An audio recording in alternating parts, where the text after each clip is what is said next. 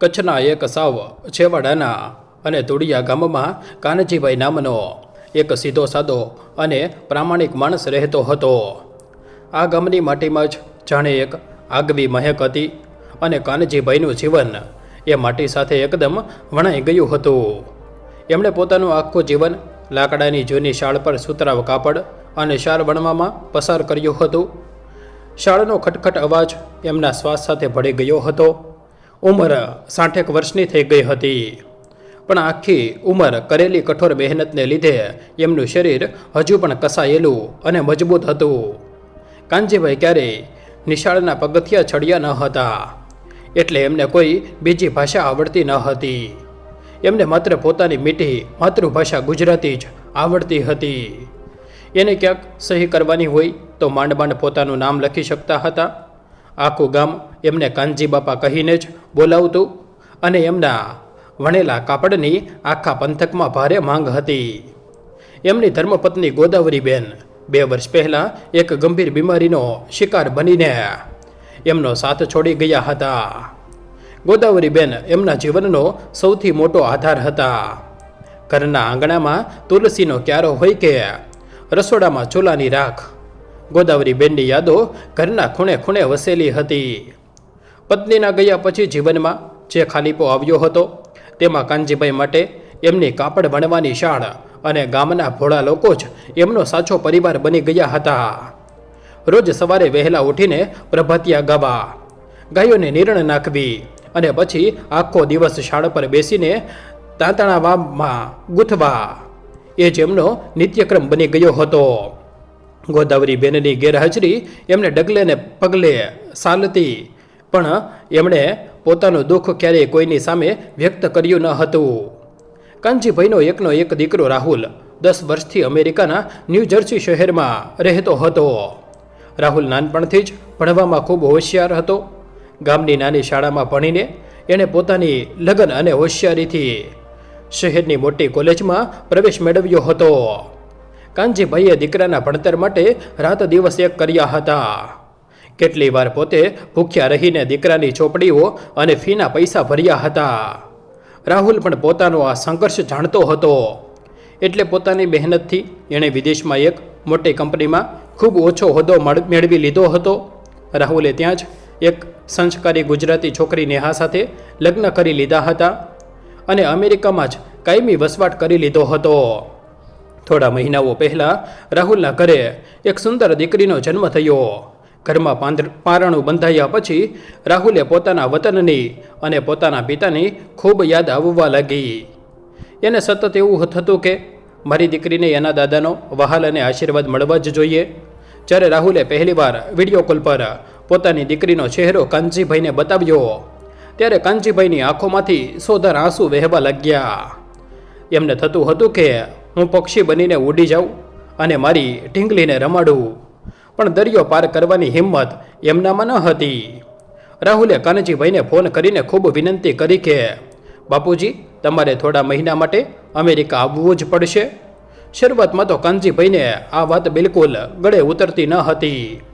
એ દીકરાને સમજાવતા કહેતા કે દીકરા, મને તો મારા દેશની અને મારા ગામની માટી જ માફક આવે છે. મારે એ પારકા દેશમાં આવીને શું કામ છે? ત્યાંની હવા, ત્યાંનું પાણી મને નઠારું પડશે અને વળી મને તો અંગ્રેજોનો એક અક્ષર પણ આવડતો નથી. હું ત્યાં આવીને ગોઠવાઈ નહીં શકું. પણ કહેવાય છે ને કે દીકરાના મોહ અને પ્રેમાળ આગ્રહ આગળ ભલભલા બાપ હારી જતા હોય છે. રાહુલે જીદ પકડી કે બાપુજી, તમે નહીં આવો તો હું દીકરીનું નામકરણ નહીં કરું. આખરે દીકરાની જીદ સામે કાનજીભાઈ અમેરિકા જવા માટે તૈયાર થઈ ગયા. ગામના લોકોને જ્યારે ખબર પડી કે કાનજીભાઈ પહેલીવાર વિદેશ જઈ રહ્યા છે, ત્યારે આખા ગામમાં જાણે કોઈ મોટો ઉત્સવ હોય એવો આનંદ છવાઈ ગયો. ગામના લોકો એમને મળવા અને વળાવવા માટે એમના આંગણે ભેગા થવા લાગ્યા. કોઈ એમને રસ્તામાં ખાવા માટે સુખડી અને ખાખરાનું પડીકું આપી ગયું, તો કોઈએ અમેરિકાની બરફેલી ઠંડીથી બચવા માટે ઊનનો જાડો કામળો ભેટમાં આપ્યો. ગામના સરપંચે તો એમને ગળામાં ફૂલનો હાર પહેરાવીને કહ્યું કે કાનજી બાપા, તમે તો આપણા ગામનું ગૌરવ વધાર્યું છે. કાનજીભાઈને અંદરથી જેટલો હરખ હતો એટલો જ ભય પણ લાગતો હતો, કારણ કે એમને જીવનમાં ક્યારેય પોતાના ગામની સીમ પણ વટાવી ન હતી. બહુ તો તાલુકા મથકે ગયા હશે, એના સિવાય વિશેષ દુનિયા એમણે જોઈ ન હતી. અમેરિકા જવા નીકળતા પહેલાં કાનજીભાઈએ પોતાના ફળિયાની પવિત્ર માટી માથે ચડાવી અને ઘરમાં મૂકેલી ગોદાવરીબેનની તસવીર સામે 2 હાથ જોડીને ધીમા અવાજે કહ્યું કે આપણો રાહુલ ખૂબ આગ્રહ કરે છે, એટલે હું ત્યાં જાઉં છું. આજે જો તું મારી સાથે હોત તો અવસર કેવો રૂડો લાગત. મને બહુ બીક લાગે છે, પણ હવે દીકરાનું મન રાખવા જવું જ પડશે. દીકરાએ એજન્ટ દ્વારા બધી જ વ્યવસ્થા ગોઠવી આપી હતી, એટલે પાસપોર્ટ અને ટિકિટ લઈને કાનજીભાઈ ભારે હૈયે ગામથી રવાના થયા. ગામના પાદર સુધી આખું ગામ એમને વળાવવા આવ્યું. બસમાં બેઠા પછી કાનજીભાઈની આંખોમાંથી ગામ છૂટવાના દુઃખમાં 2 આંસુ સરી પડ્યા. અમદાવાદ પહોંચીને એરપોર્ટની વિશાળ ઇમારત જોઈને કાનજીભાઈ અડધા થઈ ગયા. ચારે બાજુ લોકોની ભીડ, મોટી મોટી લાઇટો અને જાતના અવાજોથી એમનું માથું ભમવા લાગ્યું. દીકરાના એજન્ટે એમને મદદ કરી અને અંદર સુધી પહોંચાડ્યા. અમદાવાદથી વિમાનમાં બેઠા પછી જ્યારે વિમાન પહેલીવાર આકાશમાં ઉડ્યું ત્યારે કાનજીભાઈના પેટમાં ફાળ પડી ગઈ. એમણે તો બંને આંખો બંધ કરીને મનોમન પોતાના ઈષ્ટદેવનું નામ જપવાનું શરૂ કરી દીધું. રસ્તામાં એમને એર હોસ્ટેજે ખાવાનું આપ્યું, પણ એમને આ વિદેશી ખાણીપીણીની કોઈ સમજ ન હતી. બાજુમાં બેઠેલા એક ભલા ગુજરાતી ભાઈએ એમને થોડું ફળ અને પાણી લેવામાં સહાય કરી. કાનજીભાઈને તો બસ પોતાની નાનકડી પોતરીને ખોળામાં રમાડવાના મીઠા સપના આવતા હતા. લાંબી અને તકવી નાખનારી મુસાફરી પૂરી કરીને આખરે વિમાન અમેરિકાના વિશાળ જ્હોન NFD એરપોર્ટ પર ઉતરવા માટે નીચે આવવા લાગ્યું. બારીમાંથી નીચે દેખાતા મોટા શહેરના ઝગમગતા પ્રકાશ જોઈને કાનજીભાઈને થતું હતું કે આ વળી કેવી દુનિયા છે, જે રાતમાં પણ આટલો બધો દિવસ જેવો ઉજાજ છે. વિમાન જમીન પર ઉતર્યું અને લોકો પોતાનો સામાન લેવા માટે ઊભા થવા લાગ્યા. કાનજીભાઈ હજુ પણ પોતાની સીટ પર બેસીને હાથ જોડીને ભગવાનનો આભાર માની રહ્યા હતા કે હે પ્રભુ, તે મને હેમખેમ મારા દીકરાના દેશમાં પહોંચાડી દીધો. હવે બસ જલ્દીથી મારા દીકરા અને દીકરીનું મોઢું જોઉં, એટલે મારા જીવને શાંતિ વળે. એમ વિચારીને એ પણ ધીમે ધીમે બીજા મુસાફરોની પાછળ વિમાનની બહાર નીકળવા માટે આગળ વધ્યા. વિમાનના દરવાજે ઊભેલી વિદેશી એર હોસ્ટેજે એમને અંગ્રેજીમાં આવજો કહ્યું, જેનો કાનજીભાઈએ 2 હાથ જોડીને હસીને જવાબ આપ્યો અને પછી એરપોર્ટની લાંબી કોરિડોર તરફ પોતાના ડગલા માંડ્યા. વિમાનમાંથી બહાર નીકળતા જ કાનજીભાઈની આંખો પહોળી થઈ ગઈ, કારણ કે અમેરિકાનું જ્હોન NFD એરપોર્ટ એટલું બધું મોટું અને ભવ્ય હતું કે એમને લાગ્યું જાણે કોઈ સપનાની દુનિયામાં આવી ગયા છે. ચારે બાજુ કાચની વિશાળ દિવાલો અને એવી ચકચકાટ ફર્શ હતી કે જેમાં પોતાનું મોઢું દેખાય. છત એટલી ઊંચી હતી કે એમને પોતાના ગામનું મંદિર યાદ આવી ગયું, પણ અહીં કોઈ ભગવાન ન હતા, માત્ર માણસોની કીડિયારું ઉભરાયું હતું. હજારો લોકો પોતાની બેગો ખેંચતા જાણે કોઈ રેસમાં ભાગ લેતા હોય તેમ અતિશય ઝડપથી ચાલી રહ્યા હતા. કાનજીભાઈ તો પોતાના દેશી જોડા પહેરીને ધીમે ધીમે ડગલા માંડતા હતા. એમને તો એ પણ નહોતું સમજાતું કે આ લોકો આટલા બધા ઉતાવળા કેમ છે. એરપોર્ટની અંદરની હવા પણ એટલી બધી ઠંડી હતી કે કાનજીભાઈને ધ્રુજારી છૂટી ગઈ. એમણે પોતાની સાથે લાવેલો દેશી કામળો બરાબર ઓઢી લીધો અને પોતાના કાગળિયા સાતી સરસા ચાંપીને બીજા લોકો જે તરફ જતા હતા તે તરફ ચાલવા લાગ્યા. રસ્તામાં એમને જમીન પર ચાલતો પટ્ટો એટલે કે મૂવિંગ વોકવે દેખાયો, જેના પર લોકો ઊભા હતા અને પટ્ટો પોતાની મેળે આગળ જતો હતો. કાનજીભાઈ તો આ જોઈને ડઘાઈ ગયા. એમને તો બીકના માર્યા એના પર પગ જ ન મૂક્યો અને બાજુમાં ચાલવાનો રસ્તો હતો ત્યાંથી જ ચાલવાનું મુનાસિબ માન્યું. ચાલતા ચાલતા એ ઇમિગ્રેશનના મોટા હોલમાં પહોંચ્યા, જ્યાં સાપની જેમ વાંકું ચીકી લાંબી લાઈનો લાગેલી હતી. કાનજીભાઈએ પોતાના જીવનમાં આટલા બધા ગોરા અને કાળા લોકો એક સાથે ક્યારેય જોયા ન હતા. એ તો ચૂપચાપ એક લાઈનમાં ઊભા રહી ગયા અને મનમાં રામ નામ જપવા લાગ્યા. જ્યારે એમનો વારો આવ્યો ત્યારે કાચની કેબિનમાં બેઠેલા એને કડક દેખાતા અમેરિકન અધિકારીએ એમને અંગ્રેજીમાં કંઈક પૂછ્યું. કાનજીભાઈને તો અંગ્રેજીનો ઇક્કો કક્કો પણ આવડતો ન હતો, એટલે એમણે તો પોતાના સ્વભાવ પ્રમાણે 2 હાથ જોડીને એક મીઠું સ્મિત આપ્યું અને દીકરાના એજન્ટે તૈયાર કરીને આપેલી ફાઇલ અધિકારીના હાથમાં મૂકી દીધી. અધિકારીએ ફાઇલ જોઈ પાસપોર્ટ તપાસ્યો અને કાનજીભાઈનો ભોળો ચહેરો જોઈને એ સમજી ગયા કે આ કોઈ વૃદ્ધ પિતા છે જે પોતાના દીકરાને મળવા આવ્યા છે. એણે પાસપોર્ટ પર સિક્કો મારીને કાનજીભાઈને આગળ જવાનો ઈશારો કર્યો. કાનજીભાઈએ ફરીથી 2 હાથ જોડીને એનો આભાર માન્યો અને ત્યાંથી આગળ વધ્યા. હવે સામાન લેવાનો વારો હતો. બેગેજ ક્લેમ એરિયામાં સામાનના મોટા પટ્ટા ગોળ ગોળ ફરી રહ્યા હતા. કાનજીભાઈની આંખો પોતાના દેશી થેલાને શોધી રહી હતી. એટલામાં એક ભલા માણસે એમને એમનો થેલો પટ્ટા પરથી ઉતારવામાં મદદ કરી. થેલો ભલે ભરાવીને કાનજીભાઈ બહાર નીકળવાના મુખ્ય દરવાજા તરફ આગળ વધ્યા. એમના હૈયામાં હવે અનેરો ઉમળકો હતો કે બસ દરવાજો ખુલશે અને મારો રાહુલ સામે જ ઊભો હશે અને મને જોતા જ દોડીને ભેટી પડશે. દરવાજો ખુલ્યો અને કાનજીભાઈ બહાર એરાઇવલમાં હોલમાં આવ્યા તો ત્યાં સેંકડો લોકો પોતાના સગા વહાલાઓથી રાહ જોતા હાથમાં પાટિયા લઈને ઊભા હતા. કાનજીભાઈની નજર એ ભીડમાં પોતાના દીકરાને શોધવા પાગલ બની ગઈ. એમણે ડાબી બાજુ જોયું, જમણી બાજુ જોયું, પણ ક્યાંય રાહુલનો જાણીતો ચહેરો દેખાયો નહીં. ઘણા લોકો પોતાના સ્વજનોને મળીને ખુશીથી ગળે વળગતા હતા. કોઈના આંખમાં હરખના આંસુ હતા તો કોઈ હસી મજાક કરી રહ્યું હતું. પણ આ બધાની વચ્ચે કાનજીભાઈ સાવ એકલા પડી ગયા હતા. એમણે વિચાર્યું કે કદાચ રસ્તામાં કોઈ વાહન વ્યવહારની તકલીફ હશે એટલે રાહુલને પહોંચવામાં મોડું થયું હશે.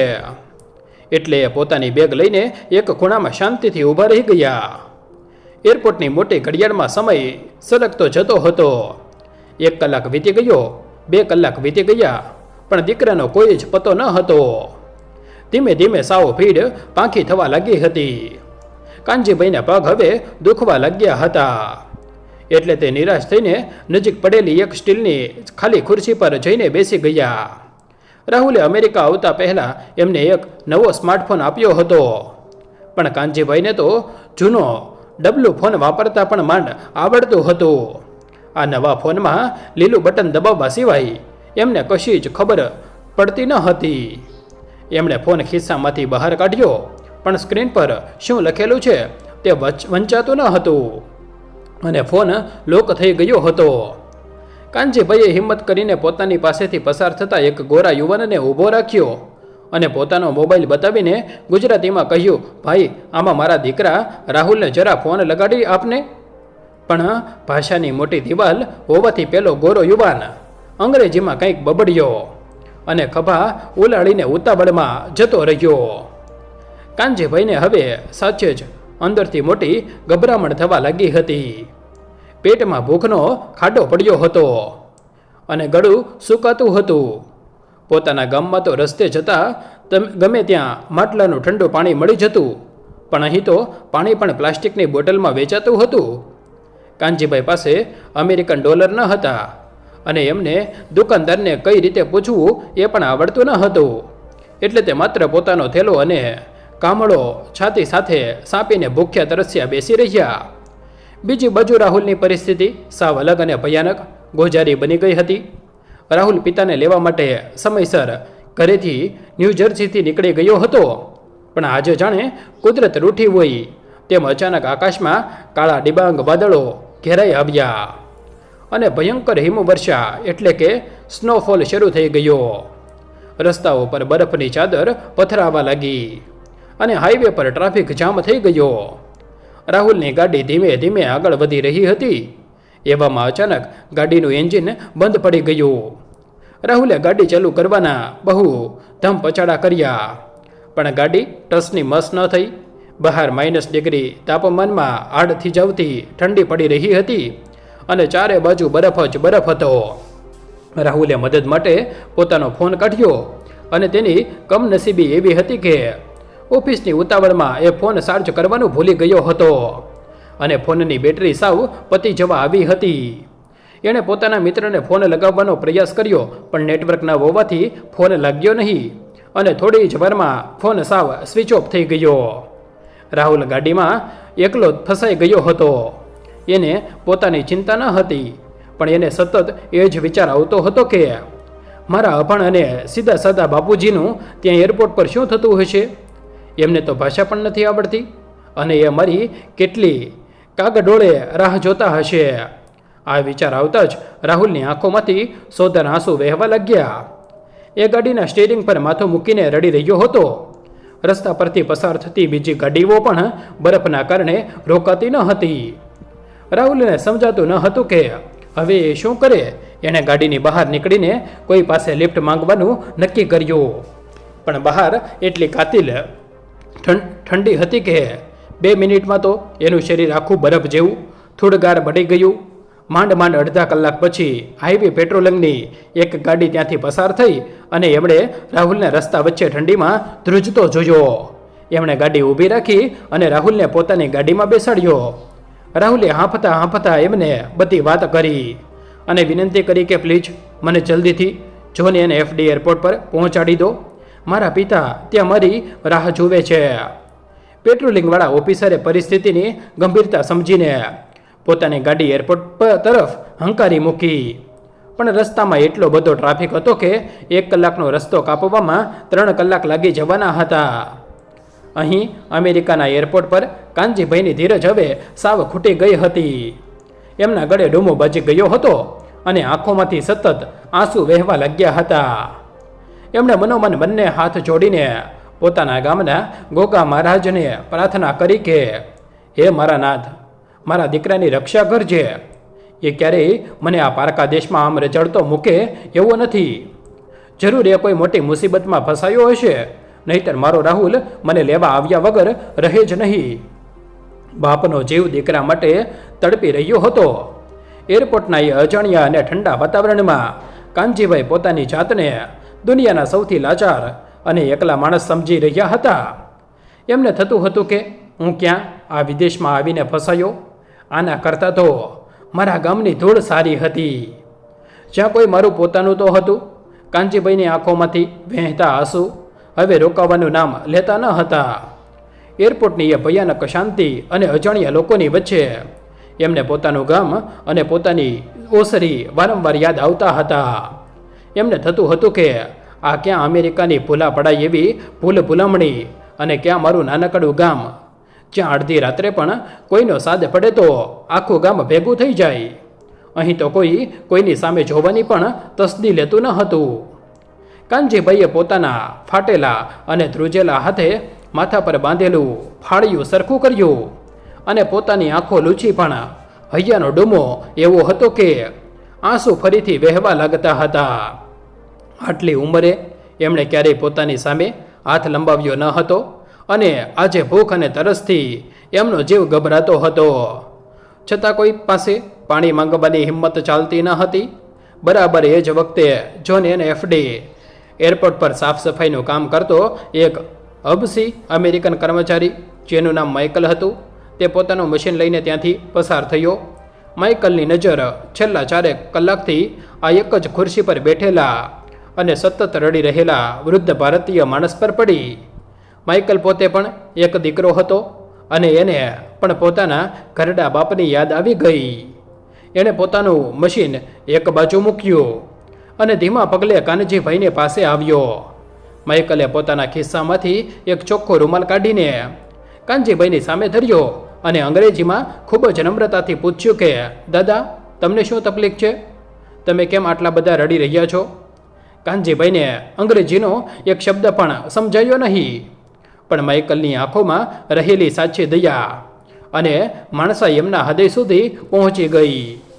કાનજીભાઈએ રૂમાલ લેવાની ના પાડી અને પોતાના ફળિયાથી જ આંખો લૂછતા 2 હાથ જોડીને તૂટતા અવાજે કહ્યું, ભાઈ, મારો દીકરો રાહુલ હજુ મને લેવા નથી આવ્યો અને બહુ બીક લાગે છે.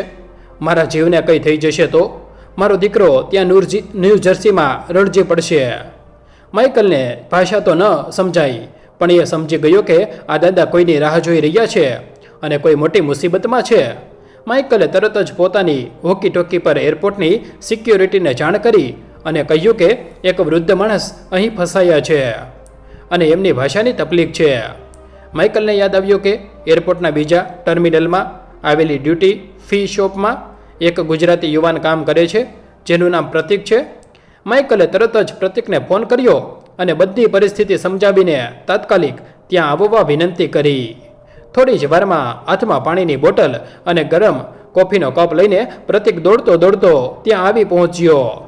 પ્રતિકે દૂરથી જ કાનજીભાઈનો દેશી પહેરવેશ અને એમનો રડમસ્ત ચહેરો જોઈ લીધો હતો. પ્રતિકે નજીક આવીને સીધા કાનજીભાઈના ખભા પર હાથ મૂક્યો અને પોતાની મીઠી માતૃભાષા ગુજરાતીમાં પૂછ્યું કે બાપા, મારું નામ પ્રતિક છે. તમે ક્યાંથી આવો છો અને કોની રાહ જુઓ છો? તમારી આ હાલત કેમ છે? આટલા કલાકો પછી પહેલીવાર કોઈના મોઢેથી પોતાની ભાષા સાંભળીને કાનજીભાઈ જાણે અંધારા કૂવામાંથી બહાર આવ્યા હોય તેવો હાશકારો અનુભવી રહ્યા. એમણે ઘ્રુસકે ઘ્રુસકે રડતા રડતા પ્રતિકને વળગી પડ્યા અને પોતાની બધી જ વિતક કથા કહી સંભળાવી કે કેવી રીતે દીકરાના આગ્રહથી એ છેક અમેરિકા આવ્યા છે અને કલાકોથી દીકરો રાહુલ હજુ દેખાયો નથી. પ્રતિકે તરત જ કાનજીભાઈને શાંત પાડ્યા. એમને બેસાડીને પોતાના હાથેથી પાણી પીવડાવ્યું અને ગરમ કોફીનો કપ એમના હાથમાં આપતા કહ્યું કે બાપા, તમે સહેજ પણ મૂંઝાશો નહીં. અમેરિકા ભલે ગમે તેટલો મોટો દેશ હોય, પણ આપણે ગુજરાતીઓ બધે જ એકબીજાના પડખે ઊભા રહીએ છીએ.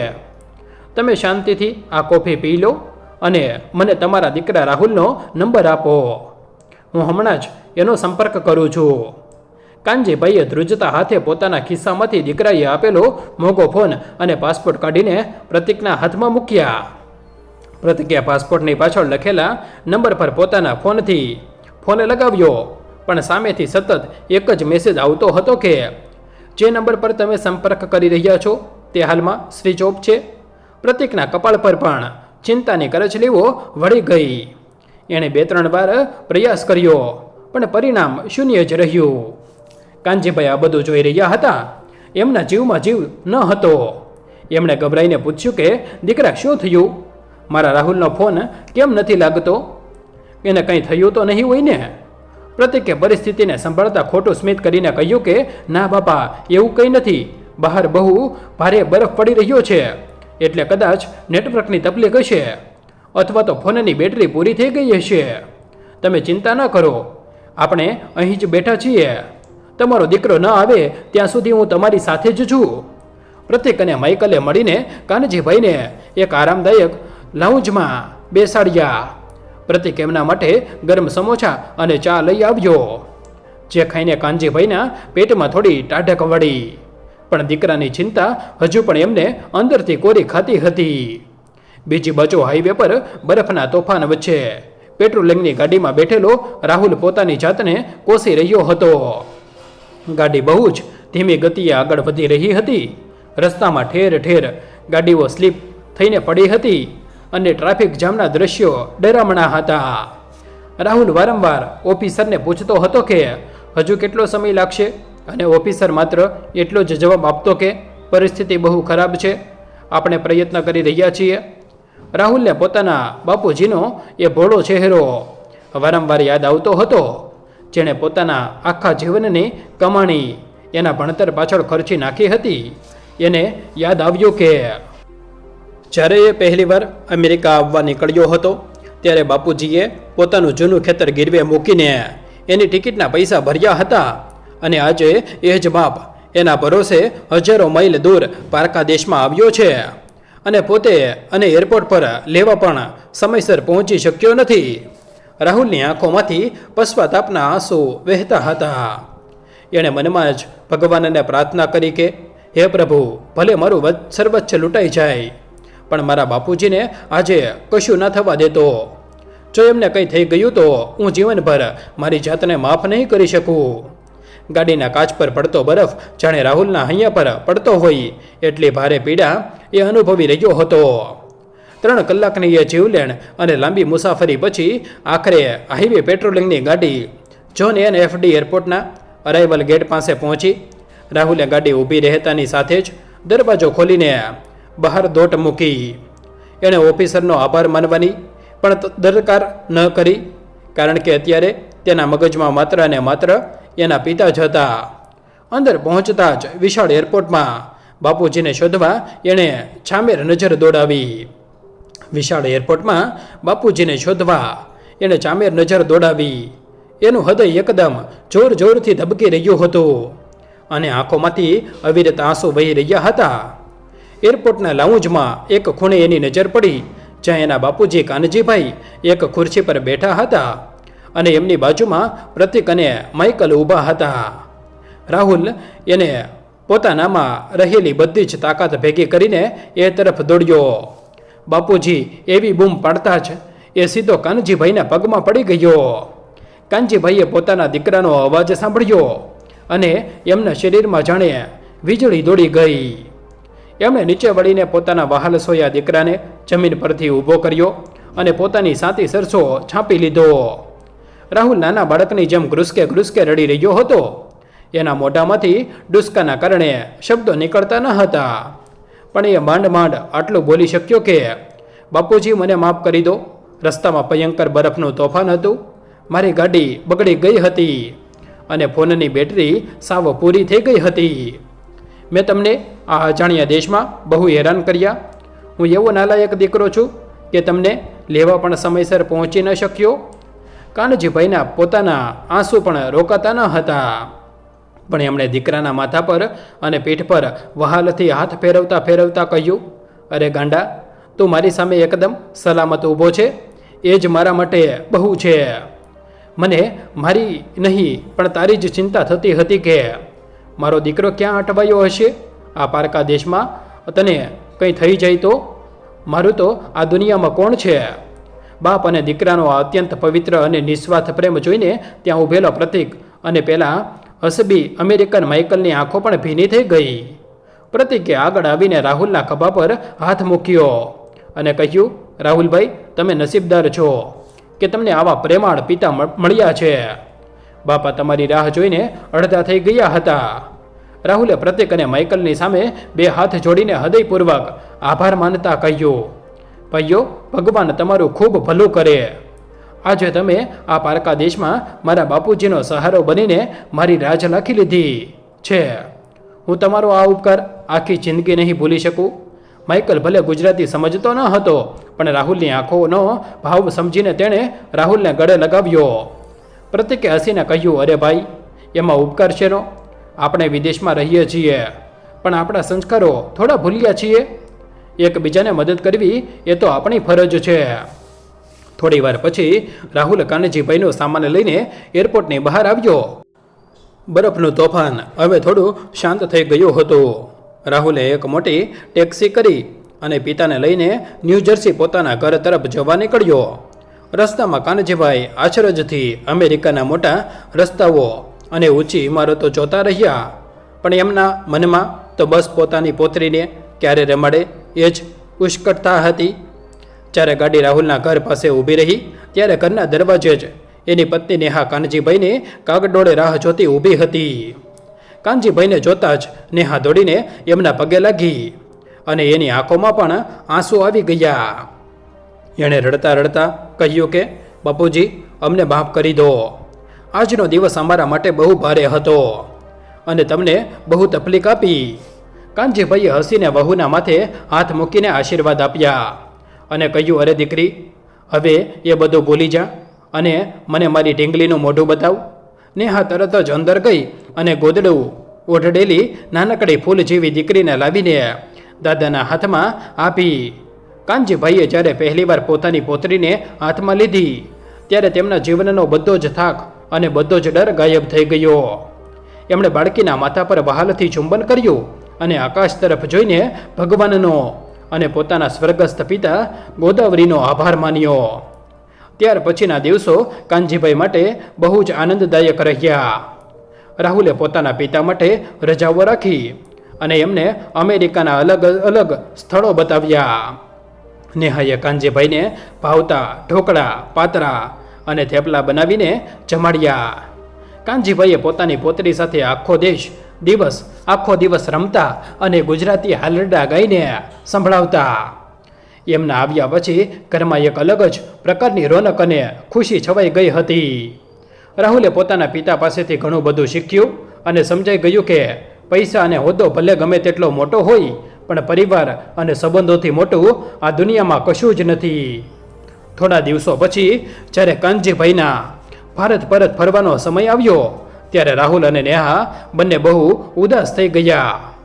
એરપોર્ટ પર વિદાય આપતી વખતે રાહુલે પોતાના પિતાના ચરણ સ્પર્શ કર્યા અને રડતા રડતા એક મોટું વચન આપ્યું કે બાપુજી, આજ પછી હું જીવનમાં ક્યારેય કામને એટલું મહત્ત્વ નહીં આપું કે મારો પરિવાર પાછળ રહી જાય.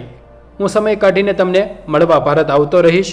કાનજીભાઈએ હસીને દીકરાને ગળે લગાવ્યો અને એક બહુ ઊંડી અને સમજવા જેવી વાત કરી કે દીકરા, આપણા ગામડામાં કહેવત છે કે સમય વીત્યા પછી આવેલો વરસાદ અને સમય ગયા પછી મળેલો સાથ બંને સાવ નકામા છે. માણસ ગમે એટલા મોટા દેશમાં જાય કે ગમે એટલા રૂપિયા કમાય, પણ એના પોતાના પરિવારનો સાથ અને બીજા માણસો તરફની માણસાઈ જ એની સાચી મૂડી છે. જો માણસાઈ મરી પરવરે તો આ મોટા મોટા બંગલાઓ અને ગાડીઓ ધૂળ સમાન છે. કાનજીભાઈએ વિમાનમાં બેસતા પહેલાં છેલ્લી વાર પોતાના દીકરા અને વહુ તરફ હાથ હલાવ્યો અને ચહેરા પર એક અસીમ સંતોષ સાથે પોતાના વતન જવા રવાના થયા. આ આખી ઘટનાએ રાહુલના જીવનને એક નવી જ દિશા આપી દીધી હતી. એણે સમજી લીધું હતું કે દુનિયામાં કોઈ પણ ખૂણે કેમ ન રહીએ, પણ માણસને સાચો આધાર પોતાના લોકોનો પ્રેમ અને અજાણ્યા લોકોની નિસ્વાર્થ માનવતા જ આપે છે. આ સ્ટોરી સંપૂર્ણપણે કાલ્પનિક છે અને માત્ર એક સામાજિક અને પારિવારિક સંદેશ આપવાના હેતુથી લખવામાં આવી છે. કોઈ પણ જીવિત કે મૃત વ્યક્તિ સાથે આનો કોઈ સંબંધ નથી. વિડીયોઝને લાઇક, શેર અને ચેનલને સબસ્ક્રાઇબ કરવાનું ભૂલશો નહીં. આભાર. ફરી મળીશું એક નવી અને હૃદયસ્પર્શી વાર્તા સાથે.